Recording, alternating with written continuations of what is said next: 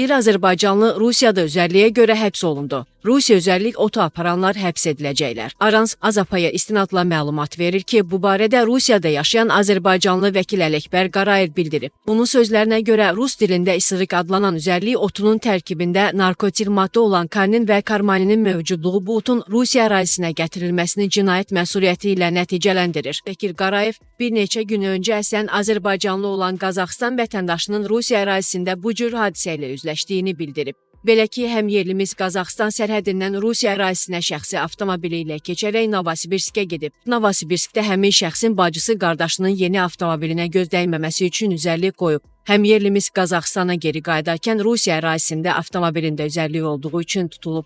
Onun haqqında həbs qətimkan tədbiri seçilib. Qazaxıstan vətəndaşı olan Azərbaycanlını 5 ildən 10 ilədək həbs cəzası gözləyir. Vəkil Ələkbər Qarayev Rusiyaya səfər edən Azərbaycanlılara xəbərdarlıq edərək istər əl istərsə də yük çantalarında üzərlik otu gətirməmələrini tövsiyə edib. Əks halda həbslə üzləşəcəklərini vurğulayıb.